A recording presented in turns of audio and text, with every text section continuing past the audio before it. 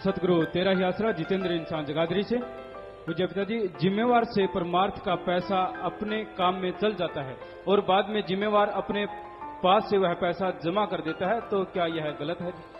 यहां तक संभव हो परमार्थ का पैसा अपने काम में नहीं लगाना चाहिए कभी भी। बाकी बाई चांस ऐसा हो गया और उससे बढ़ के जमा करवा देता है तो मालिक खुशियां देता है, क्योंकि इस तरह से तो फिर जिम्मेवार जो हैं वो साथ संगत का पैसा इकट्ठा कर करके अपना काम चलाते रहेंगे और जब काम चल गया लौटाते रहेंगे दीन दुखियों की मदद के लिए। बल्कि ऐसा करने से उनको पाप लगता है और उनकी खुशियों में कमी आ जाती है और काम धंधा भी पीछे चला जाता है। ऐसा कभी करना नहीं चाहिए। हम जानते हैं कई जिम्मेवार अब भी ऐसा कर रहे हैं, साथ संगत से पैसा खा रहे हैं, कुछ ऐसा कर रहे हैं, हमें पता है सतगुरु की कृपा से। लेकिन श्याम मस्ताना जी के पवित्र वचनों को वो भूल जाते हैं कि सच्चे सौदे की माया लोहे के चने हैं, लोहे के चने। खा लिए ना तो हजम हो, ना उल्टी आए, ना टॉयलेट के रास्ते निकलें। जब तक जियोगे, जब तक कुलें जिएंगी, भोगना पड़ेगा, दुखी होते रहोगे। इसलिए ऐसा कभी नहीं करना चाहिए। सतगुरु को हाजिर नाजिर मान के हम कहते हैं कि हम अपने पे एक पैसा डेरे का लगने नहीं देते।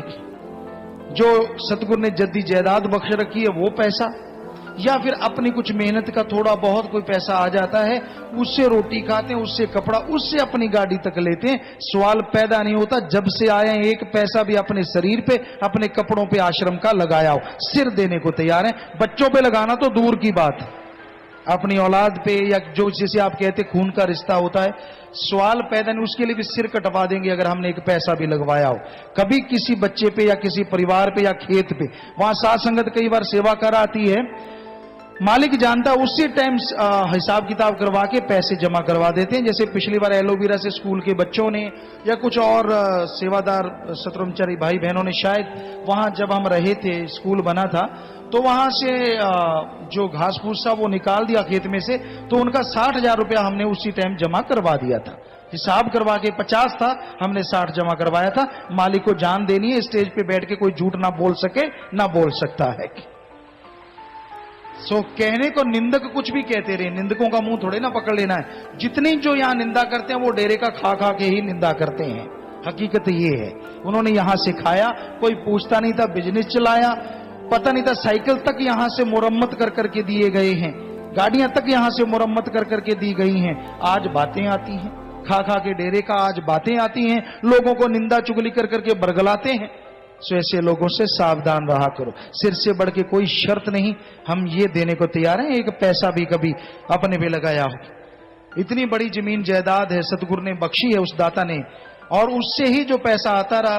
कभी इंदिरा विकास पत्र उस टाइम में हुआ करते थे, या कोई किसान विकास पत्र, पता नहीं, जो डेरे के प्रबंधक सज्जन थे वो लगाते रहे, जमा करवाते रहे, उससे कन्वर्ट होता गया पैसा। 5 साल में दुगना, अगले 5 में वो दुगने वाला दुगना, और हर साल में कम से कम 8-10 लाख रुपया खेती का बच जाया करता था। कभी 6 महीने में 6 लाख आ गया, कभी साल में 11-12 लाख आ गया। तो इस तरह से वो पैसा सारा कन्वर्ट हो के आज बच्चों के घर बने हैं, लोगों को बड़े बड़े बड़े नजर आते हैं। तब यहाँ जमीन का रेट भी कुछ नहीं था जो उनके लिए जमीन खरीदी गई। तब यहाँ जो आश्रम में जमीन ली थी, तब शायद पूरा ख्याल में नहीं, शायद 15,000 रुपये ही था, पहले 4,000 रुपये एकड़ थी, और आज यहाँ पता नहीं लोग 50 लाख रुपए एकड़ मांग रहे हैं। जो यहाँ पहली खरीदी गई वो किसी से धक्का नहीं, तब रेट ही ये थे, कहते ये धक्के से किया गया। सवाल पैदा नहीं, लोगों ने खुशी खुशी रजिस्ट्रियां करवाई थी। फिर 35,000, फिर जो बच्चों को तब हमने खरीदी थी तो शायद 2 लाख रुपए, हमें याद आता है, दर्शन जी को यहाँ मालूम होगा, उन्हें ज्यादा पता है क्योंकि उन्होंने ही किया था। वो तो कह रहे थे नहीं, आश्रम में जिस रेट खरीदी है उस रेट, हमने कहा नहीं, जो आज का रेट है, और उस समय रेट शायद 2 लाख था, खरीदी थी शायद 50,000 को। तो ये आश्रम वाले कह रहे थे कि आपके बच्चों को देना है, तो वो तो 50,000 में, हमने कहा नहीं, जो आज का रेट है शायद 1,90,000 था, हमने 2 लाख में वो जमीन खरीदी तब एक एकड़। मालिक को जान देनी है। सो साथ संगत जी, आपको जानकारी होनी चाहिए हमारे बारे में, खुली किताब है हम, कोई ऐसी नहीं जिसमें लॉक लगाओ। सो करके खाते हैं और करने की प्रेरणा देते हैं, ठगी बेईमानी से नहीं।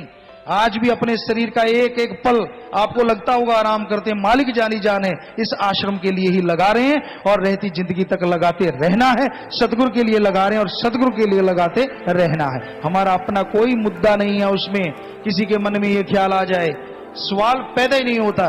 खर्चा अगर लाख का करते हैं तो सोचते हैं कि इसके बदले में आश्रम को करोड़ रुपया आ जाए, किसी तरीके से मालिक, ताकि इस आश्रम का काम चले। यहां एक महीने में करोड़ों का तो साध संगत लंगर ही खा जाती है, जो बिल्कुल फ्री में है। तो भाई आप कैलकुलेट करके देखना। एक बार एक वकील आए थे, काफी 5-7, उन्होंने कैलकुलेट किया, कहते गुरुजी आप तो बहुत घाटे में जा रहे हो, कैसे चलता है ये आश्रम। तो भाई इस तरह अपनी मेहनत से, अपने तरीकों से कमाते हैं और लोगों का परमार्थ बनाते हैं, उनके कर्म मालिक से दुआ करके उठवाते हैं, उनका वो परमार्थ बन जाता है, उनको खुशियां मिलती हैं और आश्रम का काम चलता है। कईयों का मन जालिम है ना, क्या पता कौन सा बीड़ा उठा ले। तो इसलिए बताना, हर बात यहां हर कार्य जो होता है वो सतगुरु के हुक्म में और सतगुरु के लिए ही होता है। सवाल पैदा नहीं होता कोई पर्सनली काम होता हो।